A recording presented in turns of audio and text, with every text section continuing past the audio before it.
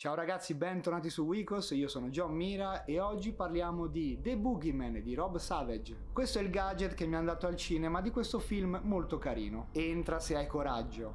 Io il coraggio ce l'ho avuto e è un film, come detto, che non mi ha fatto, strappare i capelli, però è un horror abbastanza carino. Dico questo perché mi aspettavo un po' di più da questa pellicola e visto anche il marketing che hanno fatto per promuovere l'opera. Infatti ho detto che non è stupendo, ma non è assolutamente brutto. Intanto posso dirvi che The Boogeyman è tratto dal racconto di Stephen King, Il Bau Bau. Faccio presente che non ho letto questo racconto, ma posso dirvi chi c'è dietro la telecamera. Il regista e sceneggiatore Rob Savage è un filmmaker che ha fatto vari cortometraggi.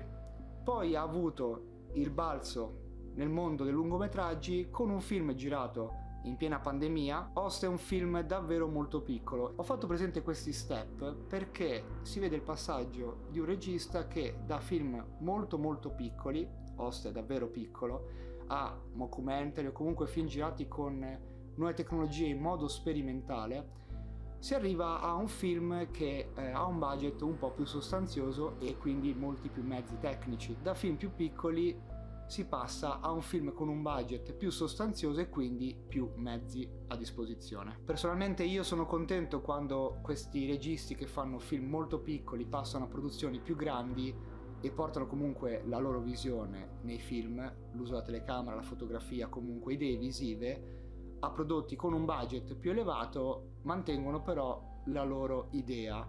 E qui infatti ero speranzoso di vedere un'opera che mi desse un po' di più, perché secondo me i problemi sono proprio sul lato della regia e qualche soluzione a livello di sceneggiatura. La pellicola parla di una famiglia, un padre e due figlie, che devono affrontare un lutto. La sorella maggiore e la sorella minore hanno perso la propria madre. Il padre di famiglia vorrebbe aiutare di più le proprie figlie, però anche lui ha dei problemi ad affrontare questa perdita. E in questo momento di dolore che arriva questa creatura, il Boogeyman. Non svelo altro sulla trama perché sennò è il mistero, ragazzi, non ve lo godete. Ma posso dirvi che c'è un motivo preciso per cui la creatura arriva in quel momento nella loro vita, dopo un lutto, quando c'è il dolore.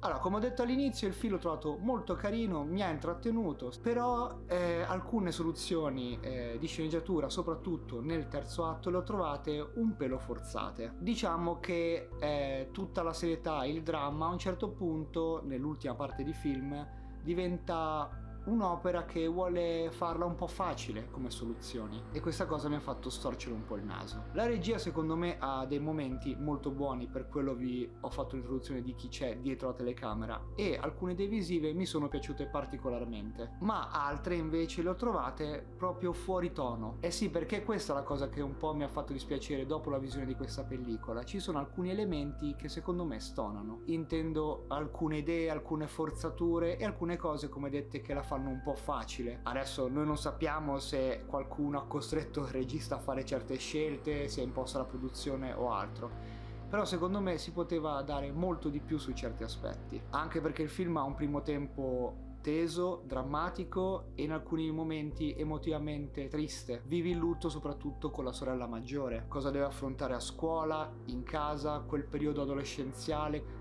Quella parte l'ho trovata molto curata, ma a un certo punto l'ultima mezz'ora diventa una cosa, come detta, un po' terra e si potevano fare altre scelte a livello di storia e di regia. Un'altra cosa che faccio presente è che The Boogeyman fa parte di quegli horror che vogliono parlare della psicologia umana. Gli horror davvero belli, oltre ad avere idee visive, estetiche, splatter, devono avere comunque una critica, parlare ovviamente delle nostre paure o del lato psicologico delle persone che sono in questa storia. Faccio l'esempio, l'anno scorso Smile secondo me è il film horror più bello del 2022, proprio perché c'è il lato spettacolo, il lato horror, il lato violento, ma c'è anche un'ottima sceneggiatura, delle belle idee e soprattutto parla di problemi secondo me reali a livello psicologico. È stato un film molto intelligente e fatto bene, mi ha intrattenuto ma mi ha dato anche dei messaggi. Questo per farvi l'esempio che The Boogeyman poteva dire di più, poteva anche scavare più a fondo,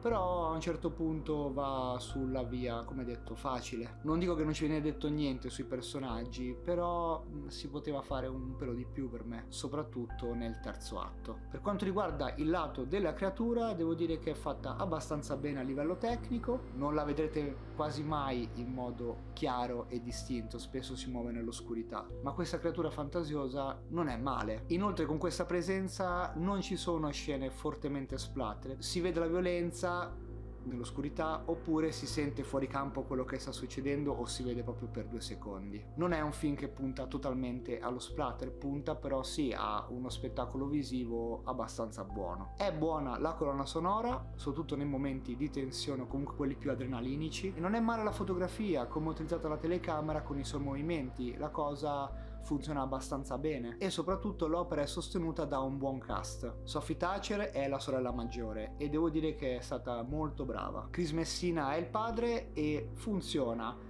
Diciamo che è lui che ne risente un po' di più, secondo me, di spazio nella seconda parte del film. E nel ruolo della sorella minore c'è Vivian Lyra Blair, ovvero la piccola principessa Leila nella serie di Obi-Wan. David Dastmalchian, che avrete visto in vari prodotti DC e Marvel. E anche Marin Ireland, anche se compare in un tempo limitato, diciamo che la sua prova è abbastanza buona. Perché come detto, secondo me gli attori sono stati bravi, c'è un lato tecnico abbastanza buono, però come detto alcune scelte non mi sono piaciute o le sentivo forzate o mi hanno fatto storcere il naso. Se devo dargli un voto da 1 a 10 si prende 7, perché comunque nel panorama horror di oggigiorno al cinema non c'è tantissima roba e poi comunque mi ha soddisfatto abbastanza, forse lo rivedrò. E voi ragazzi avete visionato The Boogeyman?